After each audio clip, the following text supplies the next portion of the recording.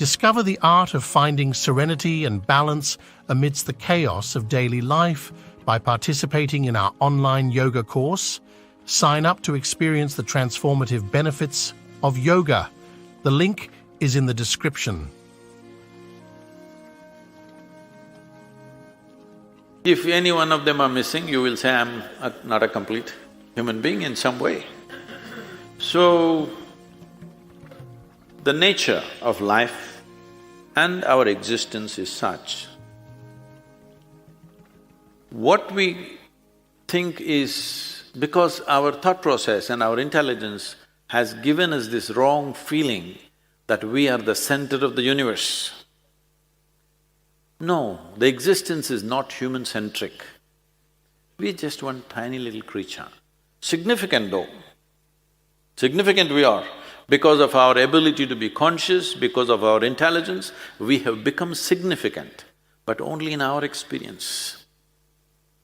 Only in our experience. In the cosmic nature of things, tomorrow morning this planet may just fly away somewhere and vanish. Huh? Possible or no? Many of the asteroids passing by the Earth are bigger than the planet Earth. That's what we are… these days everybody is fearing because all these years we did not know what the hell is happening. Now that they have seen some huge asteroids, there's a paranoia. If one of them come and hit us, what will happen? Oh, we will go into pieces, of course. So, who we are is not significant in creation, but significant for us. Simply because our experience is rooted in us. Because I hear that you're among the foremost… there are many people here who are foremost spinal surgeons. We refer to the human spine as Merudanda, that means the axis of the universe. I know many people just carrying this little body, already the spine is hurting. Axis of the universe. Terrible. Definitely they need a titanium replacement. Why we're calling this the axis of the universe is, human experience is transmitted largely through the spine. Because it's transmitted through the spine, and our experience is the basis of the universe for us. How do we know there is a world around us? Only because we see, hear, smell, taste and touch. All that is being transmitted through our spine.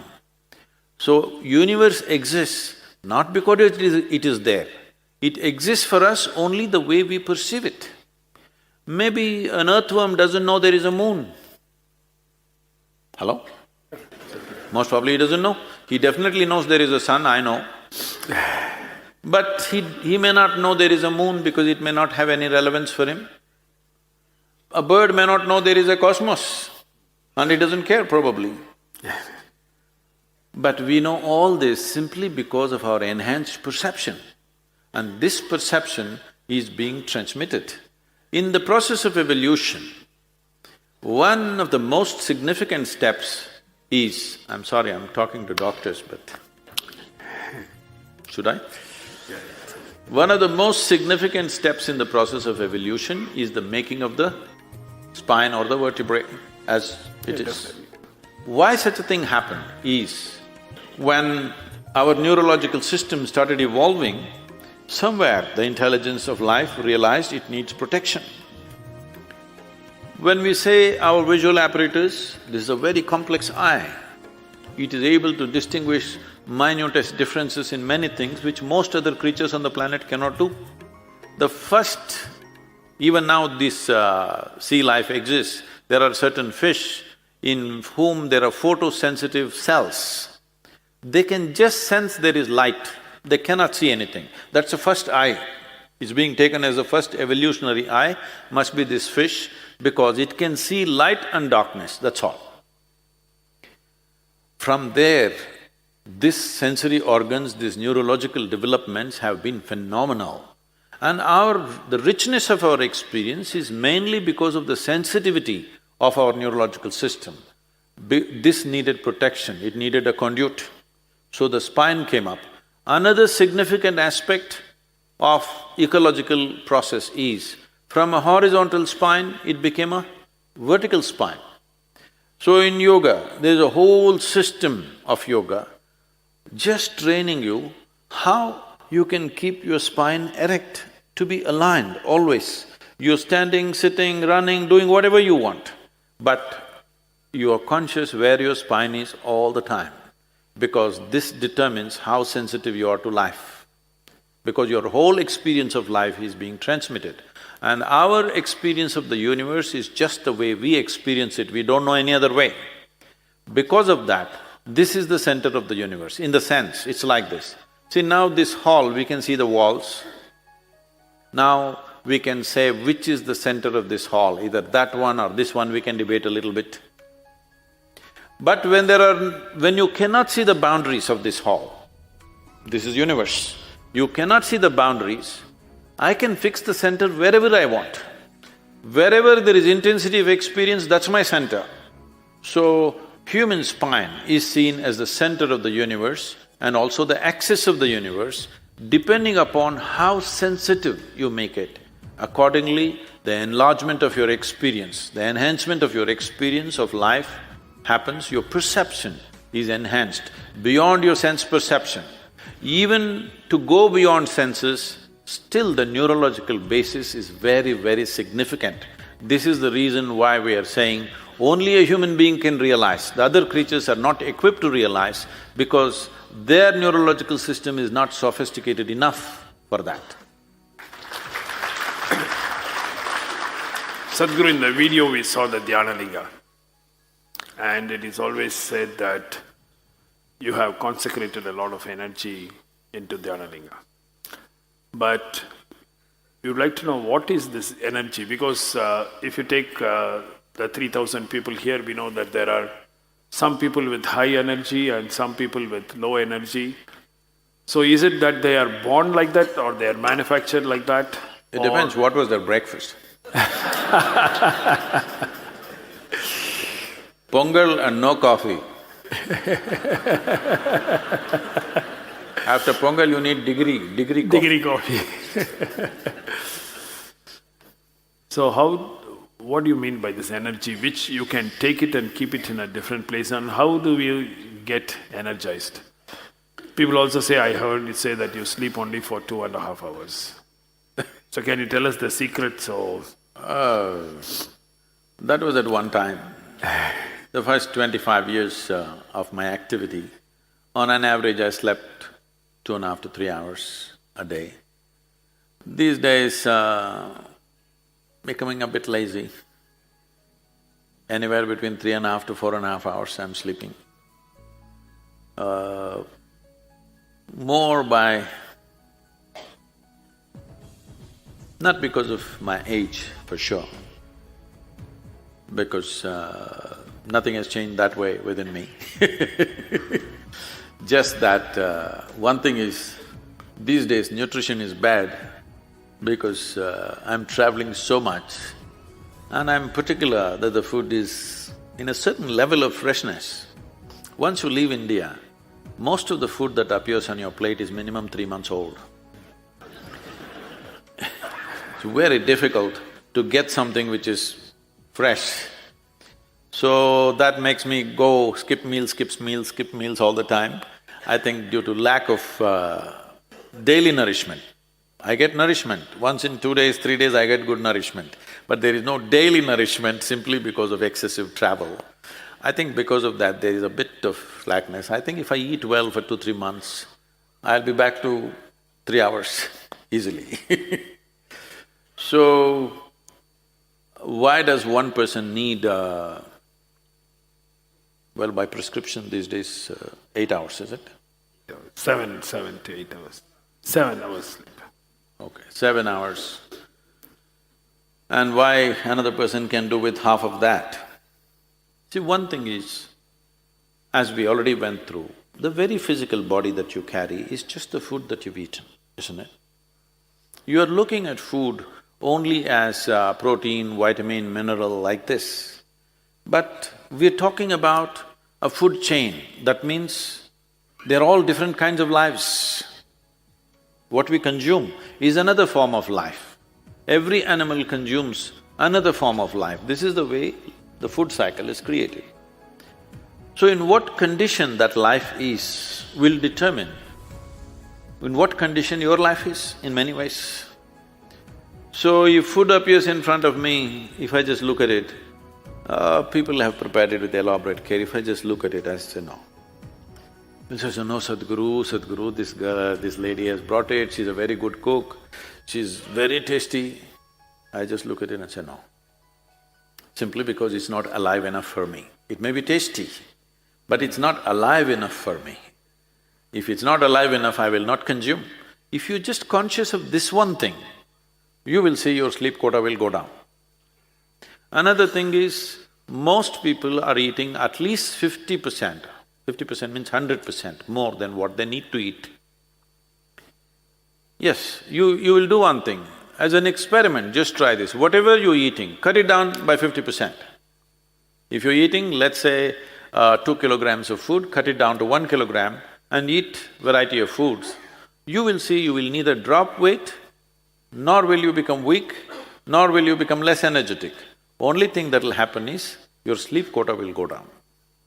Because you're putting so much food to generate the same amount of energy, you're eating more by compulsion of liking the taste or simply by compulsion of filling yourself up. Now the body has to process so much food to create so much energy. This extra processing is taking a toll on the system. The amount of impurities that are there in the food will also determine how much inertia you generate in the body. Let's understand it this way, in terms of physical terms. What sleep means is inertia. Right now you're dynamic, this is life, inertia sets in. When inertia goes beyond a certain point, that's death. But sleep is a certain kind of death, but it is offering you rest. So restfulness is very important. What is being restful means is, if you sit here, if you're at total ease, you will see the body is naturally restful. Have you noticed on a particular day, you are very happy, on that day you don't need much sleep or food, have you noticed this? That's all you have to do. If you remain very joyful every moment of your life, the food will come down, sleep will come down naturally. So there are many aspects to this. Fundamentally, if you keep your life energies very exuberant, now you will see the sleep quota will naturally come down. To keep it exuberant, you should not be overladen. Largely, in the ashram, everybody, young people also, eat only 2 meals a day, 10 in the morning, 7 in the evening. Our activity exceeds most people's activity in the world, and we are 7 days, 365 days, we don't know what's a vacation, because we are enjoying what we're doing. We don't want a break. So, they never go on a vacation, there is no break, there's no Sunday, Monday nonsense, nothing, every day something is happening endlessly. But you will see, people are very energetic, healthy, sleep is very little.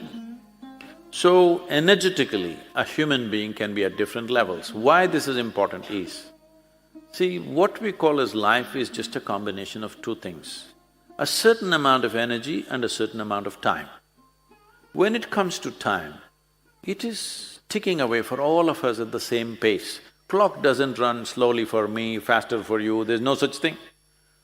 Whether you are busy, you are lazy, you are sleeping, you are doing useful things or useless things, it doesn't matter what you do or you do not do, time is ticking away. So there's no such thing as time management. You can manage your energy. If you raise your energy to a higher pitch of intensity, what somebody does in 10 years, you may do it in 1 year. So if you live for 100 years, it looks like you lived for 1,000 years. Simply because your energy is pitched up.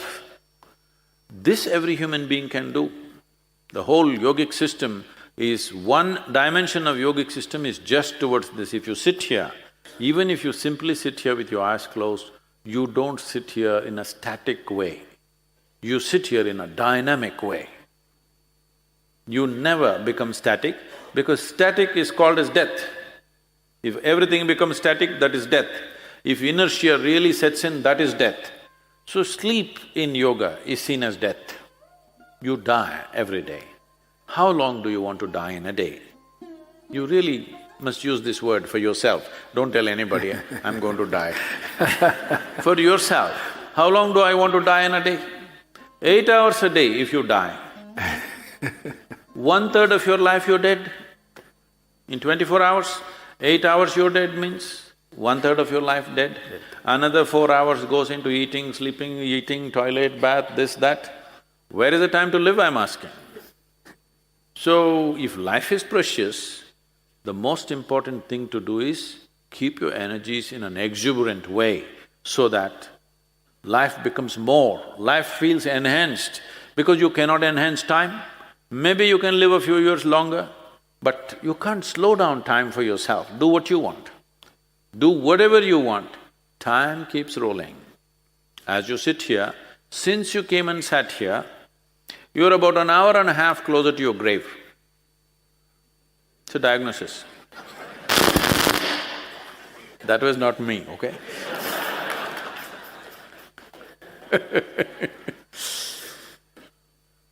So, this is very important because one dimension of what we call as life, which is time.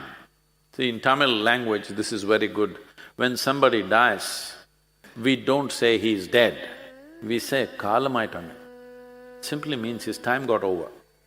Perfect description, isn't it? All that happened is time got over. So time is getting over as you sit here, yes or no? Hello? Those immortal beings, I'm asking you. Time is getting over. As you sit here, it's going away. So the only thing we can manage is, how intense is my life energy? For this, we have a whole lot of systems to slowly work on it, work on it, work on it in such a way that, there were times, these days, one night is okay, second night I'm a bit down. Otherwise, there was a time, 3 nights if I don't sleep, continuous 3 nights, consecutive nights, I don't sleep, full day I'm working, full night I'm working. If you see me on the 4th day, I will be just fine, you won't even make out anything. Today I'm little, as I said, this excessive travel, I don't have enough sadhana to keep me up like that. But one night, 2 nights also I could manage, but one night effortlessly I will go, even today. There was a question about Dhyanalinga in this, which I missed out. What Dhyanalinga means is, because time is running out for me, like everybody else, I'm not saying I'm going tomorrow. Everybody should know, time is running out, hello? As we sit here, it's running out for all of us. Because time is running out, people on the spiritual path will always wonder, after Sadhguru what? What do we do? So, this was the vision of another great yogi way back, that to establish a form which is like a living yogi, but he won't travel, he's always there. A yogi without legs, good or no?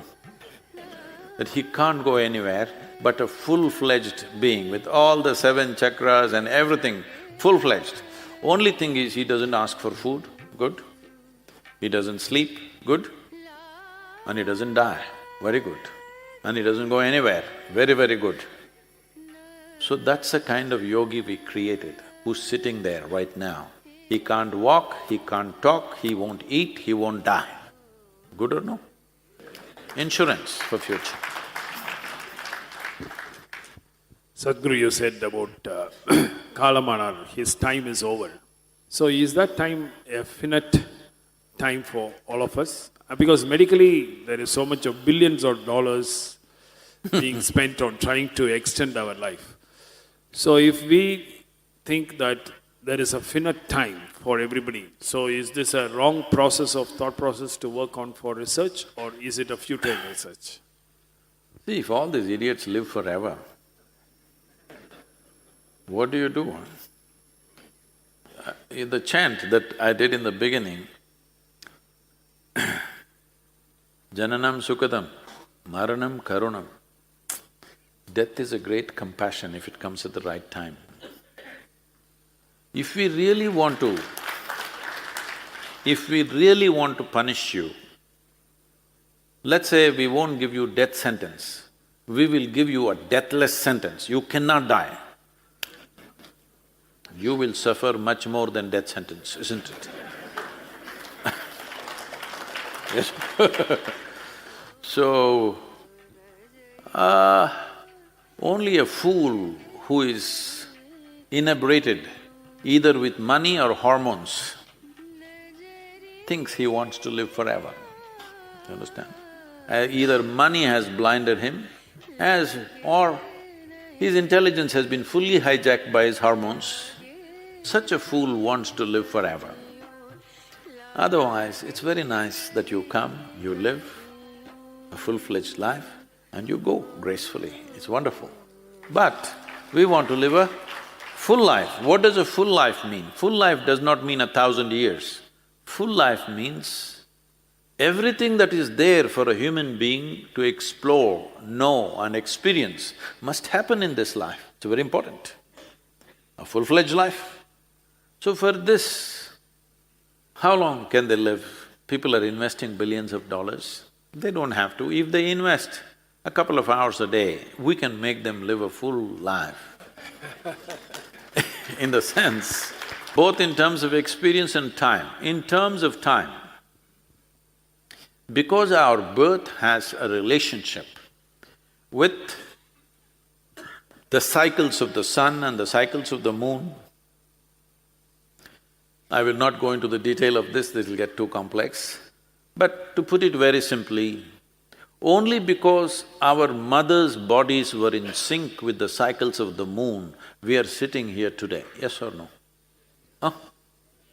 If our mothers' bodies were not in sync with the cycles of the moon, we wouldn't be born. So, there are 9 celestial objects which have significant impact on our body. Out of these, 3 of them are most important: the planet Earth, which provides material for our body; moon, which sets up certain basic cycles within our system; and sun.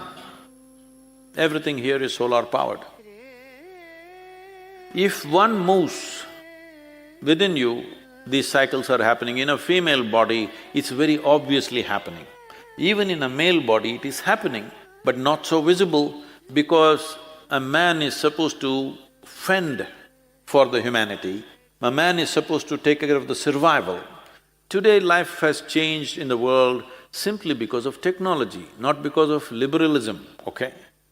World has changed because of technology, that our survival process is no more going and hunting in the forest, our survival process is going to the office. Because of that, a woman also can go to the office as a man goes and probably do better because she doesn't have to smoke, she doesn't have to look at the other woman.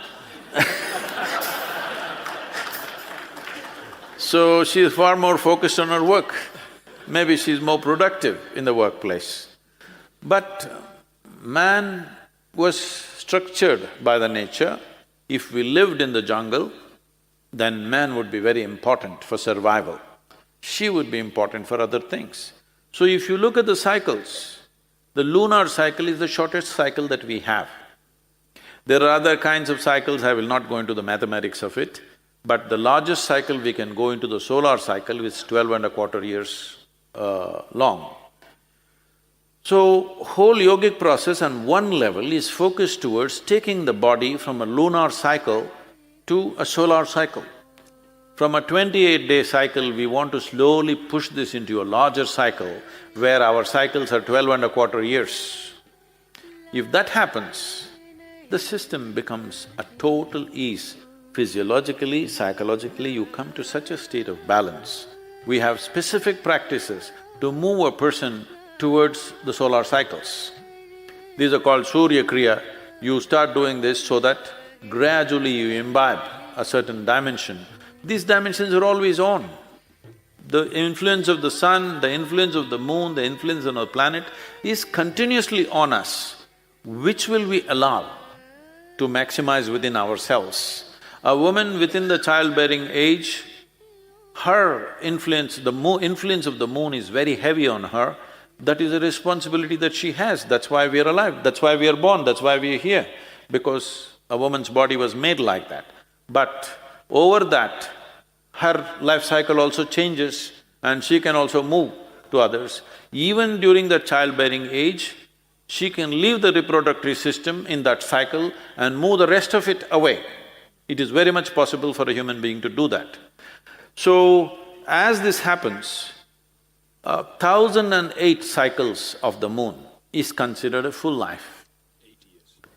This becomes 82 something, a little more than 82 years, gets us to that stage. So we say, for the sake of safety, because there are certain other aspects to it, we say if you cross 84 years, you have lived a full life. There are many changes which happen in the system once people cross that 1008. So what is the maximum life a human being can live? See, in normal human being, I don't know what the medical science says, please tell me, I'm not conscious about that. Normally we see that by our own experience, a human being breathes between 12 to 15 times per minute. Is that the understanding? If you're breathing 15 times per minute, you're breathing 21,600 times per minute. 21,600 is not just an accidental number that you have arrived at. 21,600 is the number of nautical miles across the equator.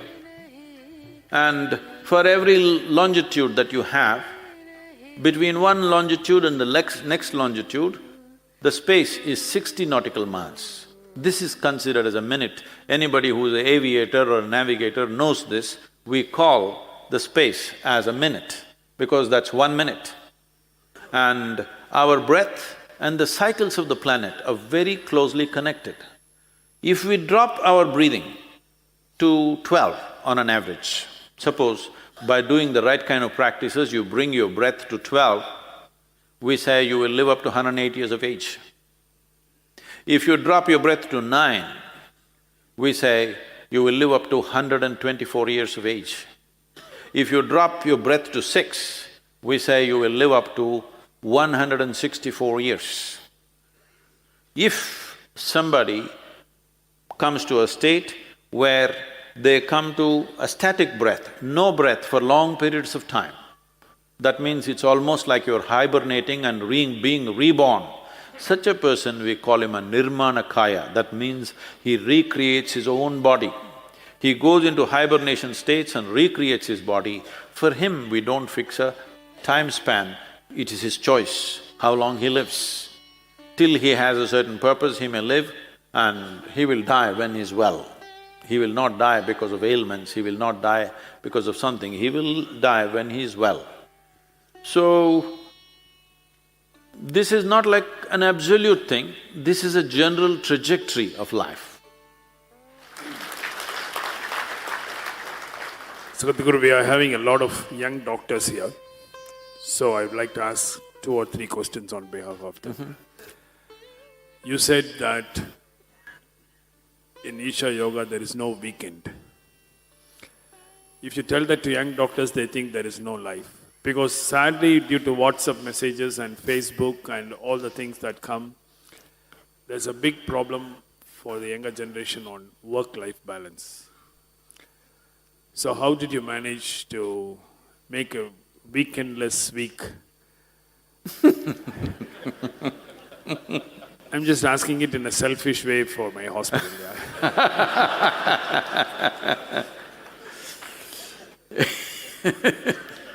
See, well, there are different things to attend to in life, probably. There is a family and there are friends and there is pleasure and there is picnic and so many things they want to do. But I was… first time, many years ago, first time when I was in the United States,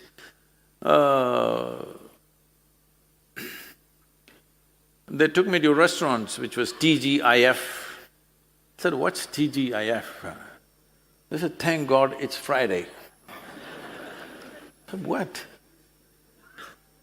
No, the thing is, Friday afternoon means already They stopped working and they're thinking of a party. So they're living for the weekend. One who suffers the week and lives for the weekend is a very miserly life, isn't it? How come you don't enjoy the week? Only weekend? Simply because a whole lot of people, I am not commenting on your doctors, I'm saying generally a whole lot of people are doing things which don't mean a damn to them to themselves. It doesn't mean a damn thing to them, they're just doing it because it's a way of earning a living. Yesterday some television channel was misinterpreting what I said long time ago very badly.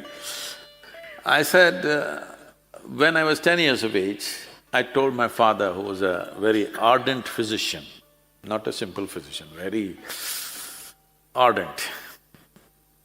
So all his life academically he's excelled in everything and a dedicated doctor. He became a doctor because he lost his mother when he was 4.5 years of age to tuberculosis. So there are very touching stories how he used to go to see his mother and she would put a towel on his face and kiss him because she was afraid she will infect him. And those days there was not much treatment, so they just built a house for her on a hillock, thinking that fresh air would cure her tuberculosis, but she passed away at the age of maybe 21 or so, 21 or 22 maybe, a young woman. So at that time, she told him, it's a very rich merchant family, where naturally by the time you're 12, you're into business. So, she told him, you must become a doctor. Because she felt if some other kind of doctor had come, she would have saved her life. We don't know what turmoil she went through, who knows. So he committed that he will become a doctor. And at the age of 12, when his father tried to force him into business, he left the family, went outside, leaving a very wealthy family and studying outside on the streets, and slowly he became a doctor. So the first thing he did was, he served in the Mysore sanatorium for tuberculosis. For 3 years, he worked in the sanatorium for 50 rupees a month. So he is that kind of a doctor, totally dedicated. Later on he served in the government, whatever. So his idea of success is, you must become a doctor. If you're not a doctor, you're no good for anything, at least when it came to his children. That is the expectation. So I didn't want to disappoint him later. So when I was 10, I told him, this is one thing that I'm not going to be.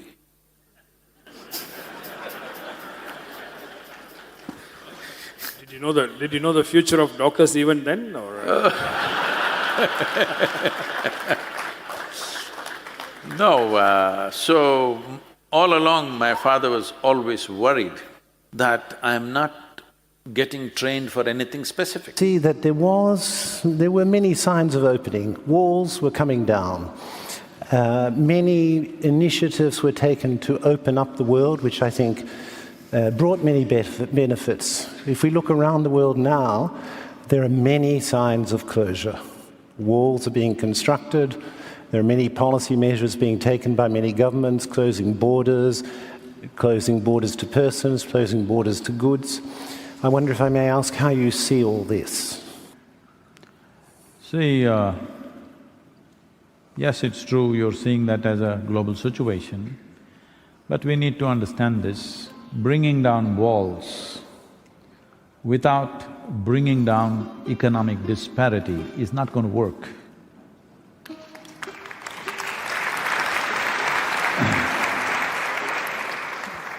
When we brought down walls, then itself we should have understood that we must strive to bring down disparity in the world. No man or woman wants to leave their home and go somewhere else to some strange land and live there just for survival. Nobody wants to do that.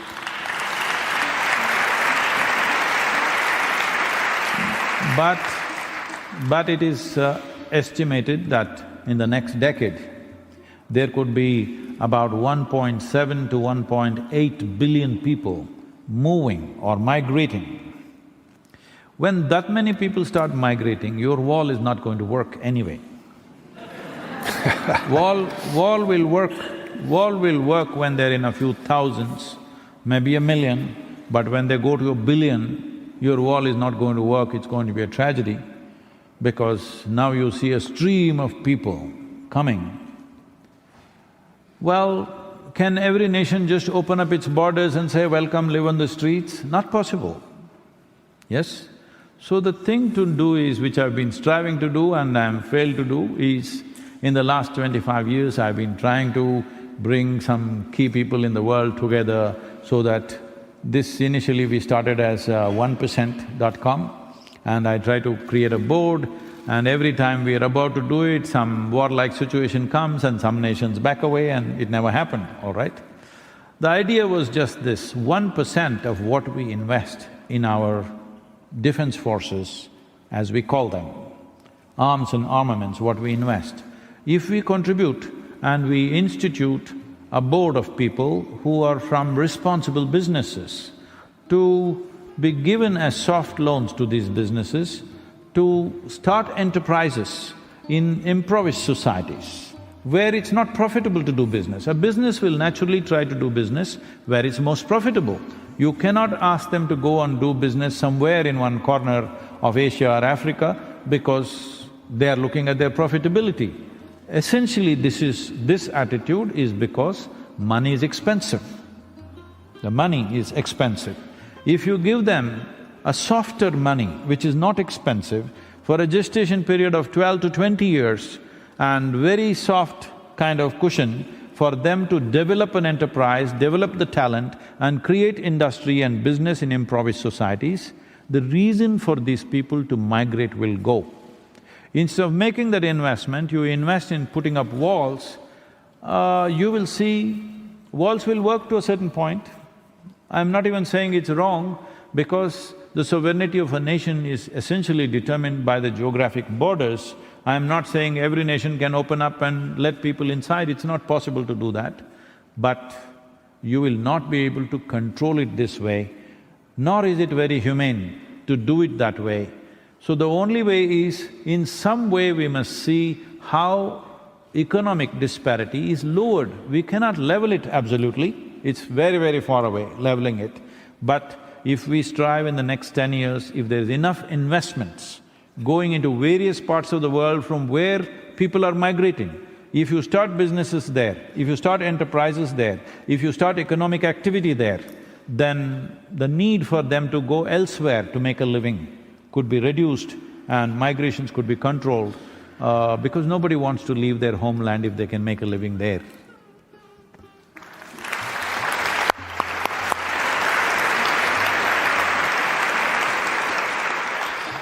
So if I may turn to our audience, the first question is from Jitendra Khanna, who is an ex-WHO employee.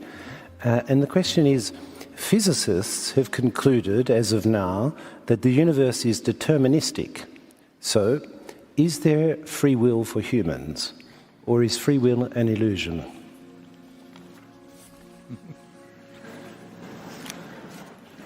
See, right now, all of you sitting here, whether you sit here in a pleasant manner next to the person who is sitting next to you, or you abuse them, or you stab them, or you throttle them, is it by your will or is it by some universal law? I'm asking. Hello? Is it by your free will or no? Whether you look at them wonderfully or you look at them nasty, is it by free will or is it because of something else? The way the planets are spinning. Lot of people thought so forever, because people think they are the way they are because of the way the stars are moving right now. Unfortunately, a whole lot of stars they're looking at don't even exist, they're gone long time ago. But they're determining your future and your life. So, I see many Indian origin faces. In India, we have something called as karma. Today it's become an English word. In the Oxford English Dictionary, it is an English word. So I can use this word. Karma means action. Action means this. When you sit here, your body is doing its own things, it's acting. That's why we are alive. Mind is doing its own things. Our emotions are doing its own things. Our life energies are doing their own things. Every moment of your life, in wakefulness and sleep, these four dimensions of activity or karma are happening, isn't it? Hello? Yes. From the time you woke up today morning to now, whatever number of hours, if you are a 12 o'clock person, it is just 6 hours. If you're a 6 o'clock person, it is 12 hours. In this 12 or 6 hours that you've been awake, how much of your physical, mental, emotional and energy activity has been a conscious process? Hello? How much do you think? Believe me, it's well below 1%. So when 99% of your activity is unconscious, obviously you think something is hitting you from elsewhere. If you make 10% of what's happening in body, mind, energy conscious, suddenly people around you think you're a superhuman being. Yes, people think you're superhuman, you're determining everything. If 100% it is determined by you, they'll start worshipping you godlike. Because all that happened is, you became more conscious. And the significance of being human is that we can be conscious. See, if you look at the nature and activity of your life, you're not very different from other creatures on this planet. They are born, you're born, they eat, you grow up, they grow up, you sleep, they sleep, you reproduce, they reproduce, you die, they die. It's just that they do it more gracefully, you do it with lot of fuss.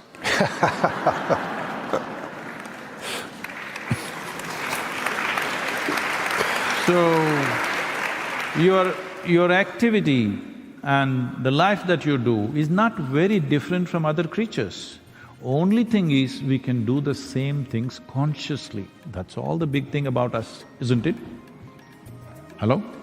Yes. That is all the big thing about us. We can eat, sleep, reproduce and even die consciously. This is the big dimension of being human. So if you do not exercise this one thing, it is an evolutionary problem. You're going backwards in evolution. The life is striving to go forward. This is not your or my intention. Life is naturally striving to move forward. When you were a monkey, I'm sorry, this is not my statement. Charles, that Englishman, you know. Yes. Charles Darwin said this, when you were a monkey, you did not desire to become a human being. But the life within you is longing to move on to the next possibility. Out of that, we are a consequence. Hello? So the consequence is not of physical super capabilities as Hollywood movies are trying to show. Essentially, the consequence is we are more conscious. Because physically, if you become, let's say, far more capable than a chimpanzee or far more capable than a cheetah or a panther or something, you would just be a super animal. You became human only because you became more conscious than other creatures. If you do not exercise that consciously all the time, you will fall back in no time. Thank you.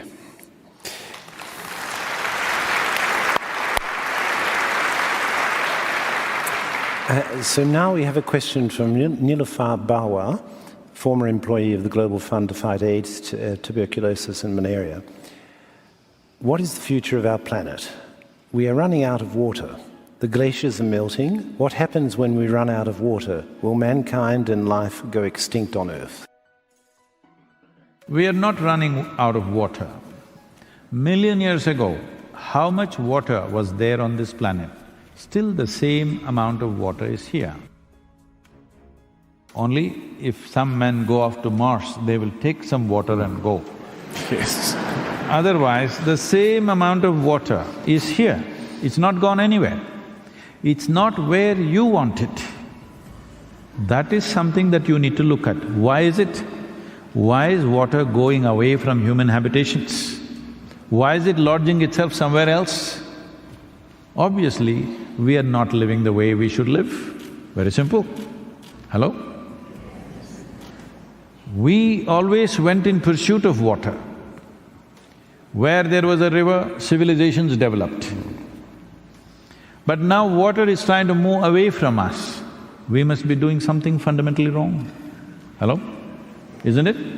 We are doing something very fundamentally wrong in the way we are organizing human habitations. We need to look at this seriously now, very important. Otherwise, you have to go and live under the ocean, because that's the only place there will be water. Thank you. So I stay on water, and this one comes from Sasang Pai, a cognizant. I came to know the Isha Foundation through Rally for Rivers. Please could you enlighten us on the possibility in progress and how we can contribute? I think they showed something on the video about Rally for Rivers.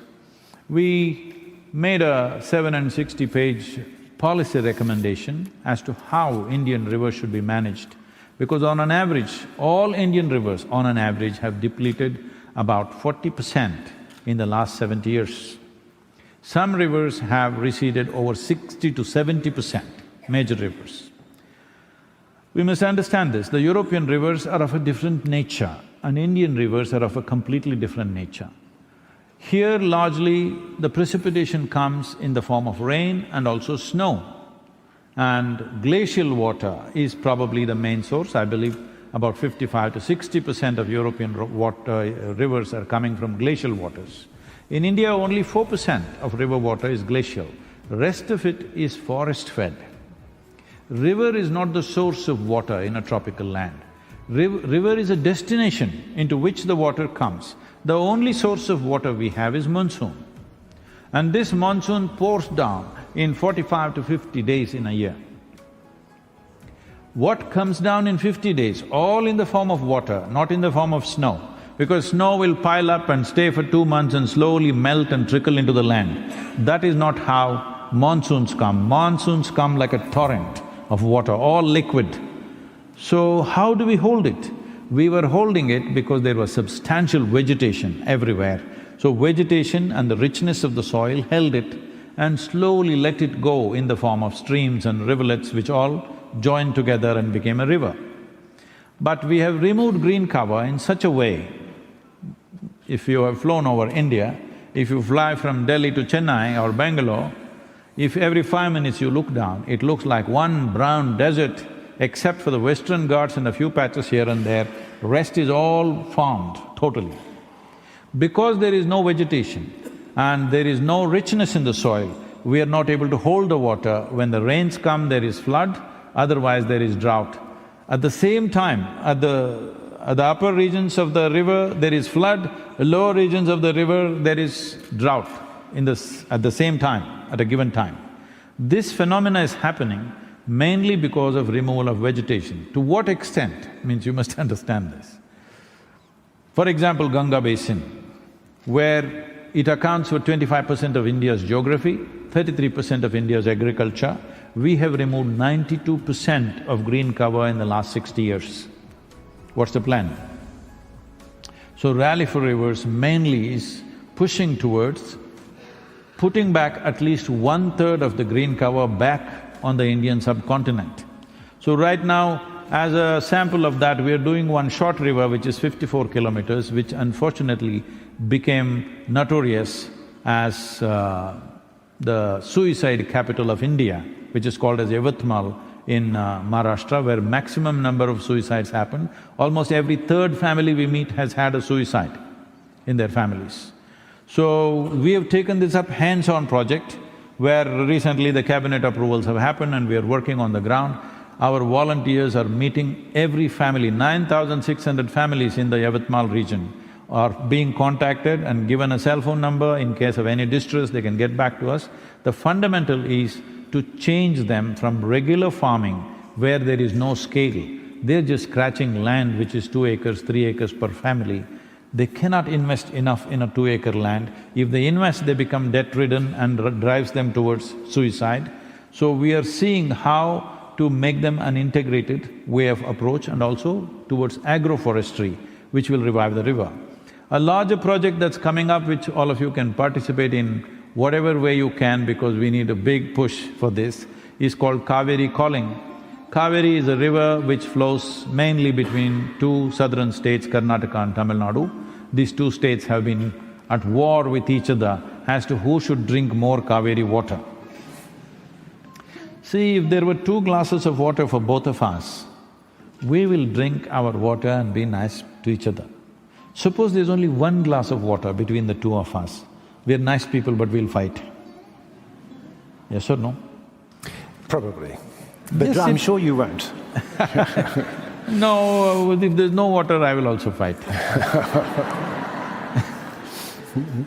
I'm saying, people will fight, isn't it? Because of scarcity, people will fight. Even nice people will unnecessarily clash with each other. This is what has been happening. Here we have removed 87% of the green cover. Kaveri is very dear to me because I grew up around this river. Once I floated down this river for 13 days on just 4 truck tubes and a few bamboos. I lived off the river. In my experience, I never saw this river and fantastic forest that was around as natural resource.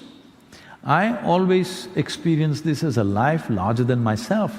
It's a much bigger life than you and me. And it has been there before you and me and it should be there after you and me. But right now we brought it to a place where it may not be there. What's been there for 1,000,000 years may not be there for the next generation. We're bringing it to that place.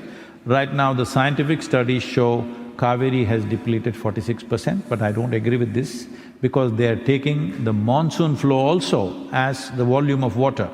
If you leave the monsoon flow, if you just go and see the river after October, in my eyes, it seems like it's 25 to 30% of what it was when I was a child around that place. So it's depleted so sharply, it's been troubling me. So now we are doing this. This is a rally of a different kind. The Rally for Rivers was purely an awareness because river is a concurrent subject in India between the central government and the state government. We wanted to bring that concurrence, which we managed for the first time. The 16 states at that time were ruled by 6 different political parties. For the first time, they came together on one cause. Otherwise, opposition parties have always been, whatever one says, the other will say just the reverse of it. This is how it's been. But they came together and spoke in one voice, which itself was a tremendous thing. It showed the maturity that there is, in spite of the daily fighting that happens, when real issues come, they stood up for one cause. That was fantastic. 162 million people supported this cause in 30 days' time. I personally drove 9,300 kilometers, 142 events. Literally, we were on the road 30 days non-stop driving and talking ourselves hoarse. But this did the job. Now, the Rally for Rivers recommendation became the official recommendation for the 29 states that the government sent this as an official recommendation. 3 to 4 states are very proactive, they're going and doing their own thing, which is very good. Another 6 states we've signed MOUs. But now we need a large-scale demonstration. See, the important aspect of this is, we are shifting farmers from 3-month, 4-month crop pattern to agroforestry, which will multiply the farmer's income. Right now, we have transformed 69,760 farmers into agroforestry, and their incomes have multiplied 5 to 8 times in a matter of 10 years' time. So this multiplication of income will happen. Why I'm saying this is an economic plan with a significant ecological impact. That is what is important, because the moment you talk ecology, all the businesses become cautious because these guys are going to come and bash us. All ecologists or ecological activists always trying to hit some industry or some business. So this is what I want to change, and this is what we have successfully changed is, economy and ecology have to go hand in hand. If you pit one against the other,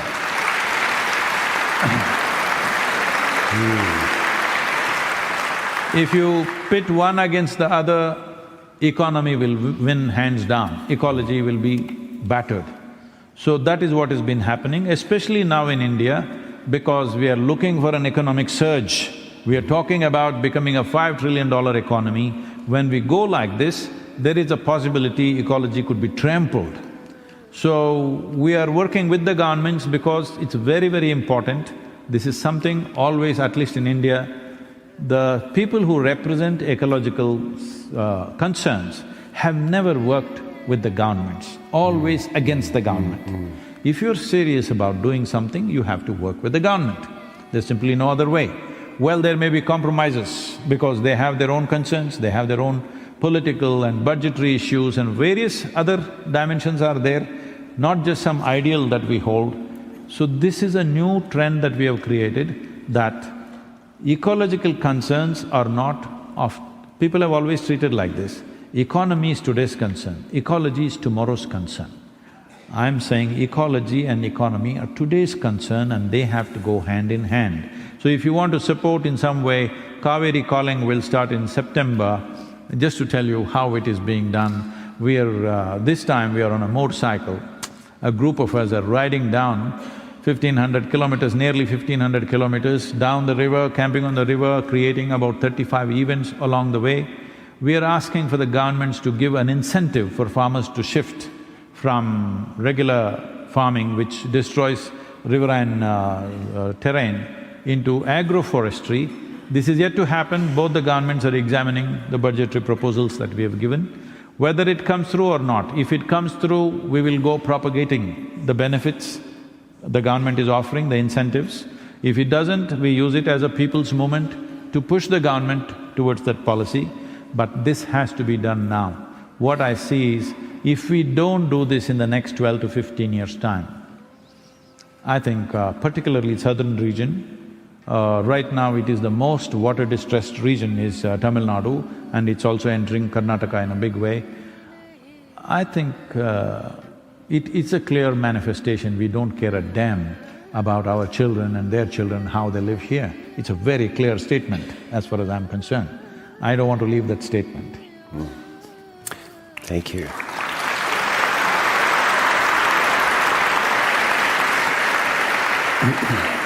So this question takes us more explicitly to yoga. Yoga seems to be the current buzzword, from exercise as asanas to meditation for body and mind well-being. How exactly do you define yoga? Oh, I thought we've done plenty of that. Yoga means union. Even the chant we did was just that. You do it somehow, okay? You do it with austerity, or you do it in a pleasurable way, you do it sitting alone in a mountain, or you do it being with everybody, somehow. How the hell you do it, it doesn't matter. Somehow, you should become like this, that if you sit here, your experience of being alive is fantastic. Nothing need to happen. If you sit here, you're alive and it's fantastic. Is it… let me tell you this. Right now, what is the most important thing in your life? Your bank balance, your business, your family, your relationships, what you're planning, or you're alive right now? Which is most important? Hello? You're alive right now, that is the most important thing, isn't it? So you do this much, I'll teach you a simple yoga right now. Tomorrow morning, if you do wake up, see, you think it's a joke. You're thinking it's a joke. No, mortality is not a joke. This is the problem with most people. Most people think other people die. No, you and me will die. Hello? You and me will die, isn't it? I'll bless you with a long life, but still you die with a blessing, isn't it? Mortality is a real thing. Every day, nearly 250,000 people don't wake up tomorrow morning. By natural process.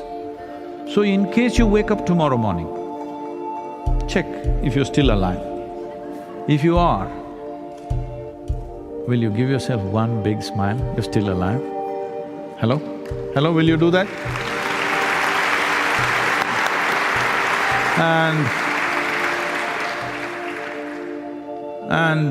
Every day, if 250,000 people die, at least 5 to 10 million people would have lost someone who's dear to them. You check those 5–10 people who matter to you. If they're all alive, will you give yourself one more smile? Hello? To yourself, not to somebody. All of them are alive today, all the people who matter to you immediately. Will you give yourself one more smile? It is 7 o'clock and you're still alive. Please understand this, what is ticking away is not a clock. It's your life which is ticking away. Since you came and sat here, you're 2 hours closer to your grave. Hello? Yes or no? Mortality is a real thing. If you're conscious of it, then you will make the best out of this. You think you're eternal, then you live like a fool.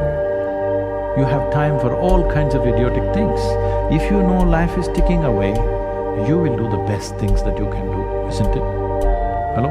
You will not do the best thing, you will do the best things that you can do, and this is all we can do. In your life, if you do not do what you cannot do, that's not the issue. But if you do not do what you can do, you're a disastrous life. So yoga means to avoid this disaster.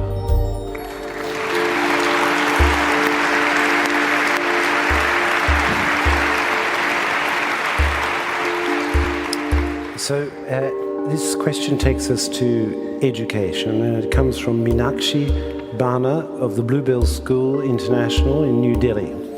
What can schools do to inculcate ethical living in a joyful way?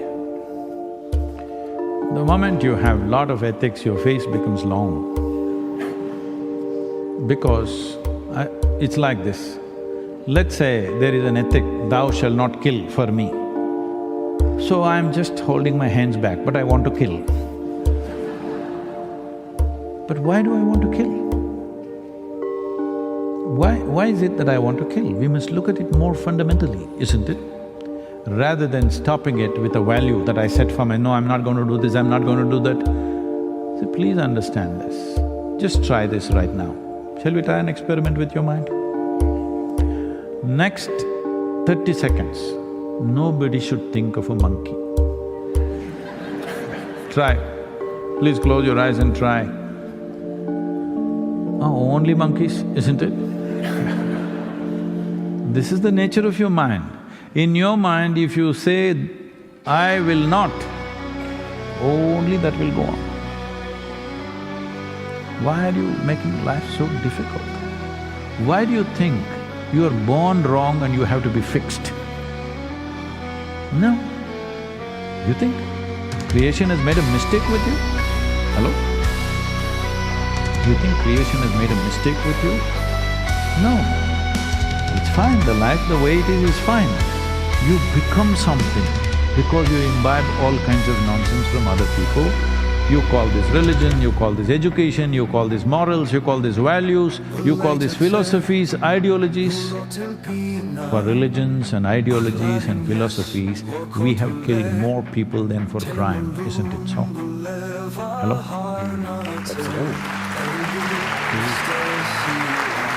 So, all these morals, ethics, values, philosophies, ideologies are only an effort to prevent crime. But in the end, these preventive measures have caused more death and horror on this planet than crime would cause, isn't it?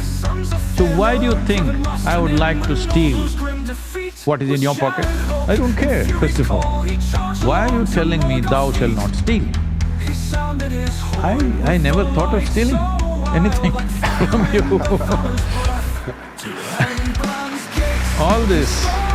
All this comes because you are in pursuit of happiness. That's the problem. Have you seen every one of you? When you're very joyful, what a wonderful human being you are. But if you're a little angry, frustrated, miserable, you're nasty. Yes or no? So this is what we need to create. We have been always trying to produce good human beings, which is a terrible mistake. We need more joyful and sensible human beings. This is what yoga is about.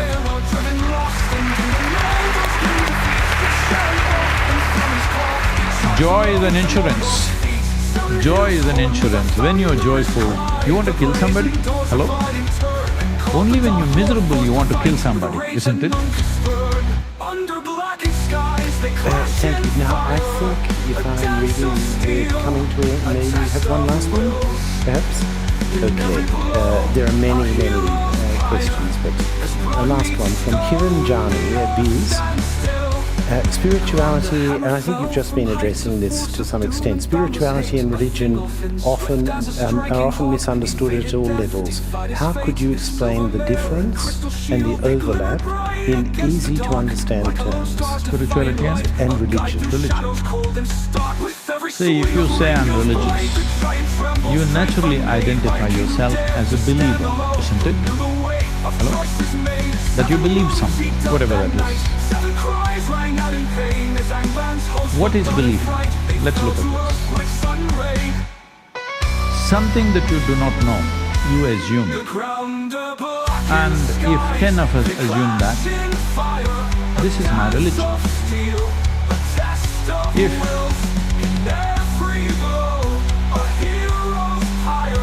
Thank you for devoting your time to us. Together, we can make a positive impact by sharing our insights and experiences with the world.